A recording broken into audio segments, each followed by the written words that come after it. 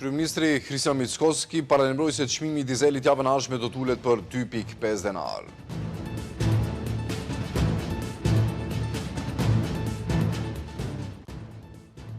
OKB vlerëson se Bullgaria ka shkelur të drejtën e lirisë asociimit të një maqedonasi etnik, reagon qeveria e Maqedonisë së Veriut. Rritja e përdorimit të trotinetëve shton problemet në komunikacion. Qytetarët kërkojnë që përdoruesit të respektojnë rregullat.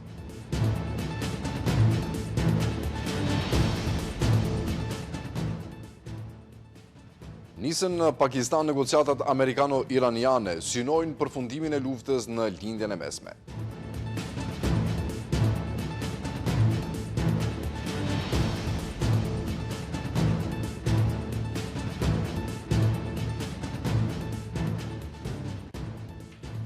Të nderuar shikues, përshëndetje. Pas një seri rritjesh të çmimeve të dizelit dhe benzinës, qeveria paralajmëroi ulje të karburanteve nga java e ardhshme. Pas rënies së çmimeve në tregjet globale të energjetikës, qeveria pret që Komisioni Rregullator i Energjetikës të ulë çmimin për benzinat për 1.5 denar, ndërsa për dizelin për 2.5 denar. Nëse Komisioni Rregullator merr këtë vendim, atëherë çmimet maksimale për benzinën 95 do të jenë 82 denar për litër, për benzinën 98-84 denar, ndërsa dizeli do të shitet për 95.5 denar për litër. Qeveria pret që javën e ardhshme Komisioni Rregullator i Energjetikës të marrë vendim për uljen e çmimeve të karburanteve. Kryeministri Kristian Mickoski gjatë konferencës së sotme për media tha se vazhdimisht ndjekin situatën në tregjet energjetike dhe bëjnë analiza dhe përllogaritje me qëllim që t'i parashikojnë në kohë lëvizjet e çmimeve të derivateve të naftës dhe benzinave. Ai tha se në bazë të analizave dhe përllogaritjeve që kanë bërë, benzinat Euro Super 95 dhe 98 pritet të ulen për 1.5 denar në vend, ndërsa dizeli të ulet për 2.5 denar. Këto konsiderohen si çmime minimale, pasi mbi to do të shtohet edhe ulja shtesë që ofron Okta, 2 denar për benzinat dhe 3 denar për dizelin. Mickoski pretendon se vendi ka çmimet më të ulta në rajon, gjë që ka bërë të rritet konsumi i karburanteve, i cili sipas tij ka ditë që arrin edhe deri në 2 milion litra në ditë. Ono koje što je važno, Mbetemi edhe javën tjetër në masat që kemi vendosur, ndërsa ata janë ulja e TVSH-s nga 18 në 10% dhe njëkohësisht ai vendim me cilin harmonizon akcizat në bazë të lëvizjeve të bursave në treg, ndërsa bursa referuese në treg është ajo italiane. Duhet ta përmend edhe një herë se kemi ditë kur konsumi rritet edhe për 30% në krahasim me atë që ishte mesatare në të kaluarën. Presioni më i madh bëhet në kufirin verior, perëndimor dhe jugor. I pyetur rreth çmimeve të produkteve ushqimore, përkatësisht nëse inspektorati ka vërejtur rritje të çmimeve këtë periudhë, Mickoski tha se kjo do të analizohet në seancën e ardhshme të qeverisë. Јас најавив дека на следната владина седница Në seancën e ardhshme qeveritarët do të kemi raport dhe analizë krahasuese dhe obliguam Ministrinë e Ekonomisë dhe Punës së bashku me Inspektoratin e Tregut të përgatisë një raport të tillë, të dorëzojnë në kabinetin tim për shqyrtim, të bëjmë një analizë në seancën e ardhshme qeveritare dhe në bazë të asaj analize më tej do të reagojmë si qeveri. Ditë më parë, kryeministri paralajmëroi masa të reja ekonomike pas festës së Pashkëve, të cilat do të fokusohen të një kategorie veçantë e qytetarëve dhe produktet ushqimore, përkatësisht në uljen e TVSH-s dhe marshës. Ndërkohë që LSDM ka akuzuar qeverinë se nuk ndërmori asnjë masë para festave të Pashkëve. Ata theksojnë se 1 kilogram mish qengji ka arritur në 700 denar dhe se janë rritur të gjitha çmimet e produkteve. Qeveria e udhëhequr nga Kristian Mickoski nuk ndërmori masa për të mbrojtur standardin e jetesës së qytetarëve dhe i la qytetarët të përballen me koston e jetesës çdo ditë. Kështu thonë në një deklaratë për mediat nga partia opozitare LSDM, duke shtuar se edhe para Pashkëve qeveria e Mickoskit nuk ndërmori asnjë mas, gjë që siç thon ata është një goditje e drejtë për buxhetin familjar. Sipas LSDM-s, përderisa familjet përpiqen të sigurojnë produktet bazë, qeveria shpall masa pas festave, duke pritur analiza dhe raporte. Ndërkohë që, siç thon ata, LSDM ka paralajmëruar për javë të tëra dhe ka ofruar zgjidhje konkrete, si atë të uljes së çmimeve të karburantit dhe ushqimeve. LSDM thekson se qytetarët po paguajnë çmimin e kësaj papërgjegjësie.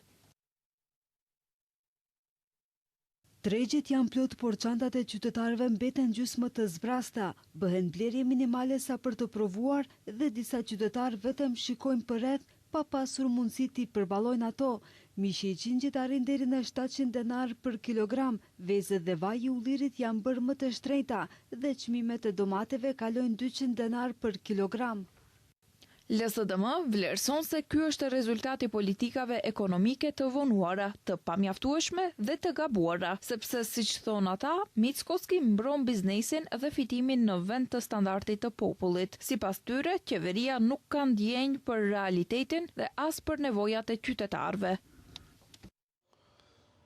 Institucionet ndërkombëtare kanë sjellur edhe një vendim që flet për shkelje të drejtave të maqedonasëve etnik në Bullgari. Këtë herë bëhet fjalë për një qytetar maqedonas i Bullgarisë, të cilit ju refuzua kërkesa për të hapur shoqat qytetare në këtë vend. Parashtruesi i ankesës pretendon se pavarësisht se ka dorëzuar gjitha dokumentet përkatëse dhe informacione shtesë të kërkuara për aktivitetet e shoqatës, ai ka marrë një vendim të paarsyetuar, me cilin refuzohet regjistrimi duke cituar vetëm disa dispozita të ligjit. Ky vendim negativ është konfirmuar më pas edhe nga gjykata e apelit pa arsyetim konkret. Komiteti për të drejtat e njeriut i Organizatës së Kombeve të Bashkuara ka shqyrtuar një ankesë individuale të paraqitur nga një qytetar maqedonas që jeton në Bullgari, i cili është antar ose bashkëthemelues i disa organizatave jo fitimprurësve të maqedonasve etnik në Bullgari. Në ankesën e parashtruar, ai pretendon se asnjë nga këto organizata nuk është regjistruar në Bullgari si rezultat i një politike që mohon njohjen e identitetit etnik maqedonas. Pas shqyrtimit të rastit, Komiteti i OKB-s konkludoi se Bullgaria ka shkelur të drejtën e lirisë së asociimit të një maqedonasi etnik, bashkëthemelues i një organizate jo fitimprurëse për të drejtat e njeriut, pasi gjykatat vendase refuzuan kërkesën e tij për regjistrimin e shoqatës pa dhënë një arsyetim të vlefshëm ligjor. Realizimi i plotë së drejtës për lirinë e asociimit në një mjedis të favorshëm është themeli një shoqërie demokratike. Ekzistenca e shoqatave që promovojnë në mënyrë paqësore ide për tolerancë dhe bashkëjetesë të grupeve të ndryshme etnike duhet të mbrohet, edhe nëse pikpamjet e tyre nuk ndahen nga autoritetet apo shumica e popullsisë. Kjo shprehje pluralizmit, diversitetit dhe tolerancës udhëheq punën aktuale të komitetit lidhur me draft komentin e përgjithshëm numër 38 për të drejtën e lirisë së asociimit. Komiteti shtoi se autoritetet vendase nuk kanë shqyrtuar informacionet shtesë të paraqitura nga parashtruesi në mbështetje të kërkesës së tij lidhur me aktivitetet e shoqatës jo fitimprurëse për të drejtat e njeriut dhe as nuk kanë shpjeguar se cilat dispozita të ligjit janë shkelur.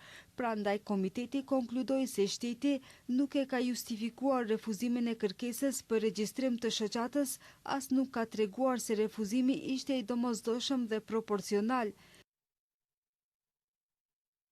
Ky rast gjithashtu ilustron rolin kyç që luan gjyqësori në mundësimin e ushtrimit të së drejtës për lirinë e asociimit. Mbrojtja e sundimit të ligjit është e pandashme nga një shoqëri demokratike dhe të drejtat e paktit do të ishin teorike pa garanci të forta gjyqësore dhe akses në mjete efektive juridike.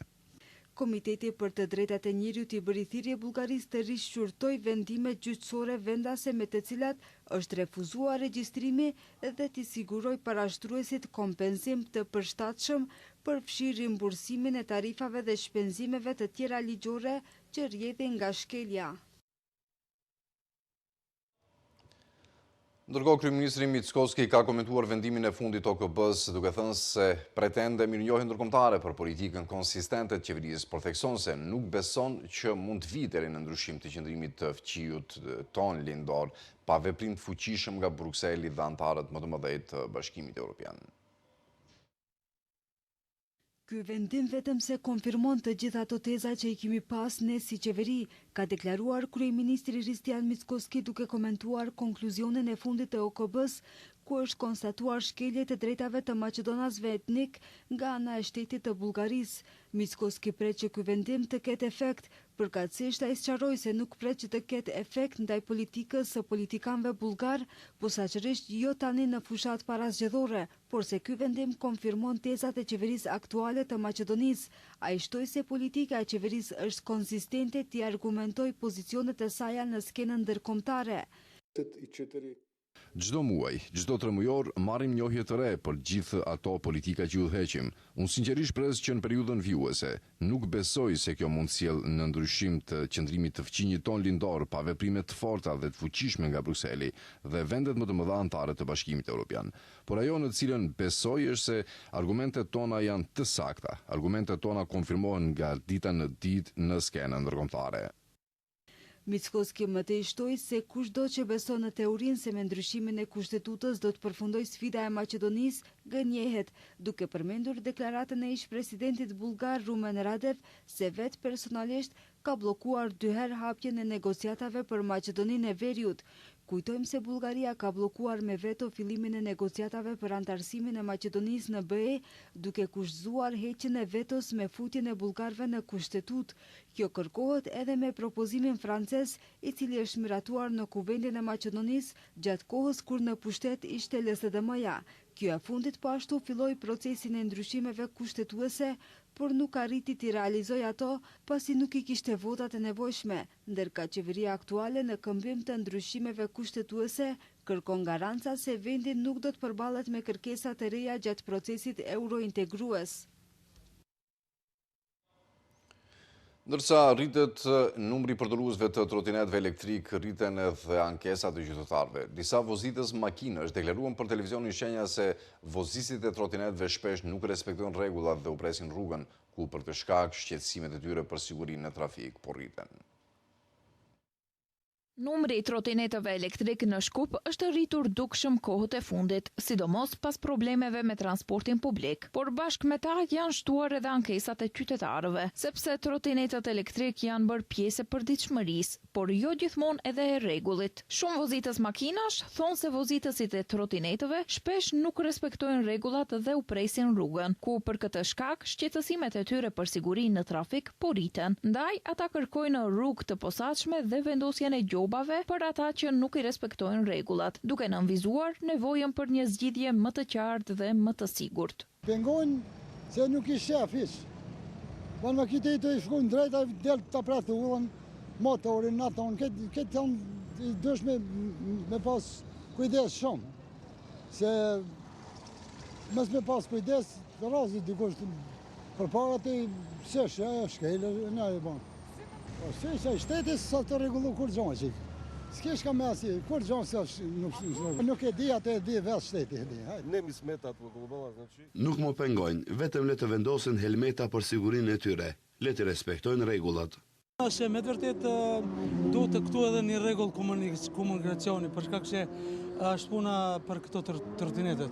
Dalin aty po them edhe i vozitin aty, edhe ku ka njerëz, edhe ku është e lejuar edhe ku nuk është e lejuar. Edhe pastaj edhe ka edhe po them vinë në kundërshtim me këmbësorët me ato. Nuk zbresin ose po them që të shkojnë me një rrugë të drejtuar të vetën që e kanë. Duhen të kenë, më duket, rrugë të vete. Po, duhet të ketë, po plus edhe ata e shonë që nuk mbajnë edhe kaciga nuk mbajnë, edhe që vendosin duhet Ministria e Punës së Brendshme t'i angazhon edhe vetë ato policët e vetë, ato që t'i gjobitin, me të vërtet po. Është besoj që do t'jetë më arsye që të gjobitin. Shumë në i presin nga pengojnë, sepse nuk kanë kulturë edhe në komunikacion, nuk kanë një farë i grajnë në drejtim të kundërt, pengojnë shumë, me të vërtet shumë komunikacion me pengojnë. Gjoba po se po, për mendimin tim duhet të largohen edhe krejt për komunikacionis, sepse pengojnë me të vërtet. Trotinetët elektrik po ndryshojnë dhe lehtësojnë mënyrën e lëvizjes, por njëkohësisht edhe po rrisin tensionin në rrugë, nga ku pa masa të qarta dhe respekt për rregullat, kjo formë transporti mund të sjellë më shumë rrezik se sa lehtësi. Trotinetët mund të jenë një alternativë praktike, por pa rregullim dhe kontroll të duhur, rreziku për të gjithë pjesëmarrësit në trafik mbetet i lartë. Një 55 vjeçare nga Shkupi është lënduar rënd pasi zhgoditur nga një trotinet në një bulevard të Shkupit. Drejtuesi i trotinetit është larguar nga vendi i ngjarjes. Më 10 prill 2026 rreth orës 16 në sektorin për punë të brendshme Shkup njoftua se në bulevardin Aradat Partizane në Shkup FET 22 nga Turqia, duke drejtuar trotinet ka goditur këmbësoren KB 55 nga Shkupi dhe është larguar nga vendi i ngjarjes. Si pasojë e aksidentit, KB ka pësuar lëndime të rënda trupore të konstatuara në spitalin Shën Naumi Ohrit Shkup, informoi policia. Ministria e Brendshme sqaroi se ekipi hetimor ishte në vendin e ngjarjes dhe se po merren masa për gjetjen e drejtuesit të trotinetit që shkaktoi aksidentin.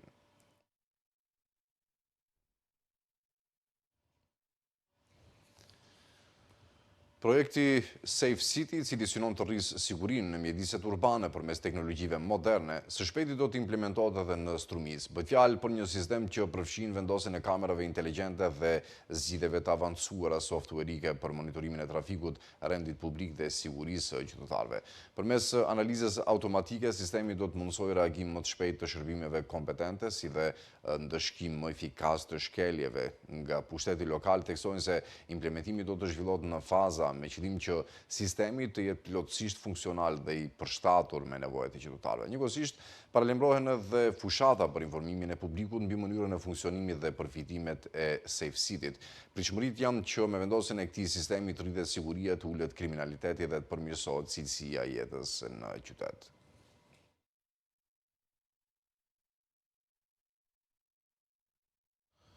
Të dhënat e Ministrisë së Punëve të Brendshme tregojnë se fundjava e zgjatur festive ka sjell rritje të ndjeshme të lëvizjes në pikat kufitare, ku numri i daljeve nga vendi është dukshëm më i lartë se ai i hyrjeve.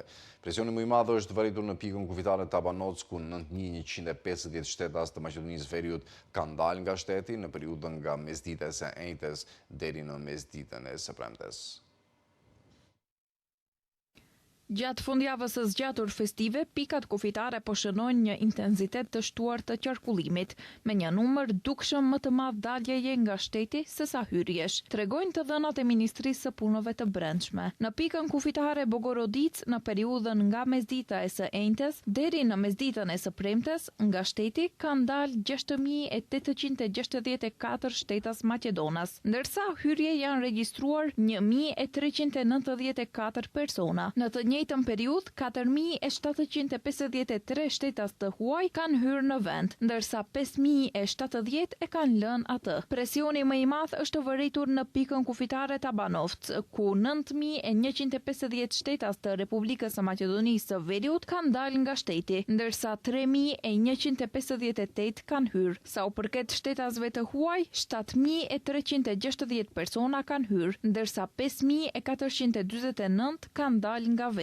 Qarkullim të shtuar ka edhe në pikat e tjera kufitare. Në Dojran, 546 shtetas Maqedonas kanë dalë nga shteti, ndërsa 241 kanë hyrë, ndërsa të shtetasit e huaj 1212 kanë hyrë dhe 1114 e kanë lënë vendin. Në pikën kufitare Mexhitli, dalje nga shteti kanë realizuar 832 shtetas Maqedonas, ndërsa hyrje 129. Sa i përket shtetasve të huaj, 3327 kanë hyrë, ndërsa 3038 e kanë lënë vendin.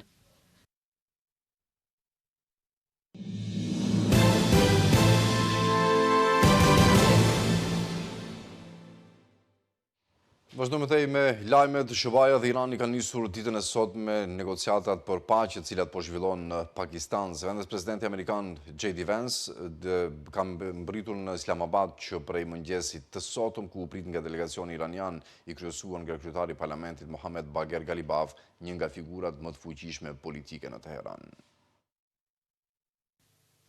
Delegacionet e SBA-s dhe Iranit kanë mbërritur në Islamabad për bisedimet e paqes të planifikuara të mbahen sot në kryeqytetin e Pakistanit me qëllimin të gjendet një zgjidhje diplomatike e konfliktit të nisur në fund të shkurtit. I pari zbarkoi delegacioni 71 antarësh i Iranit, mes të cilëve ka negociator, këshilltar teknik, përfaqësues të mediave, si dhe personel diplomatik dhe të sigurisë. Ekipi drejtohet nga kryetari i parlamentit Mohammad Bagher Ghalibaf, e përfshin edhe ministrin e jashtëm Abbas Araqi. Ghalibaf deklaroi fill pas mbërritjes se Teherani është i hapur për dialog, por mbetet thellësisht mosbesues ndaj Washingtonit. Qëllimet tona janë të mira, por besim nuk kemi. Përvoja e deri tanishme në negociatat me amerikanët na tregon se ato gjithmonë kanë përfunduar me dështime dhe premtime të pambajtura, shprehet kryetari i parlamentit iranian. Mëtej, në kryeqytetin pakistanes arriti delegacioni SBA-s i drejtuar nga zëvendës presidenti J.D. Vance, i cili më herët që shprehur për gazetarët se i pret me padurim negociatat, por paralajmëroi se nëse Irani do të përpiqet të luajë me ne, SBA nuk do të qëndrojë duar kryq. Deklaratat e tij u paraprin nga presioni i shtuari Donald Trump përpara uljes së palëve në tryezën e negociatave. Presidenti amerikan deklaroi se ngushtica strategjike e Hormuzit do të rihapet shumë shpejt, me ose pa bashkëpunimin e Iranit. Bisedimet e sotme në Pakistan pritet të jenë vendimtare për uljen e tensioneve dhe forcimin e një armëpushimi të brisht në rajon. Të paktën 6 persona u vranë dhe disa të tjerë u plagosën në një sulm ajror izraeli që shënjestroi një stacion policie në kampin e refugjatëve Burejq në Gazën qendrore, raportuan mediat palestineze herët të shtunën. Sipas raportimeve, avionet luftarak izraelit goditën objektin e policisë në kamp duke shënuar një tjetër shkelje të armëpushimit në rribin e Gazës. Sulmi rezultoi me vdekjen e 6 personave ndërsa shumë të tjerë mbeten të plagosur. Ushtria izraelite nuk ka komentuar menjëherë mbi sulmin ajror. Sulmi i fundit vjen ndërsa Izraeli vazhdon të shkel armëpushimin duke sulmuar Gazën.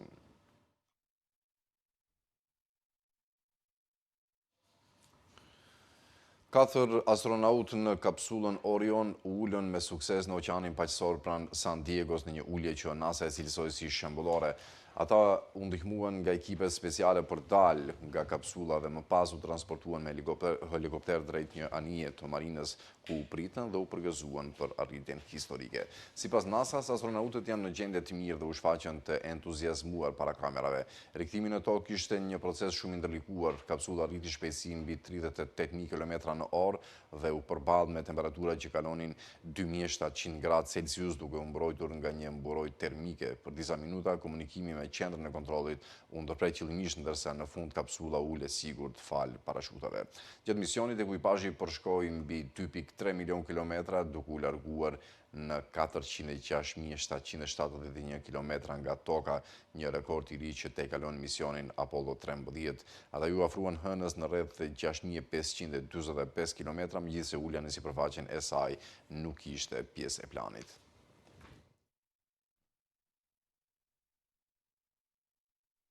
Mbyllim këtu këtë edicion të lajmeve të nderuar shikues për të takuar sërish në orat 18:55. Mirëmbeshje të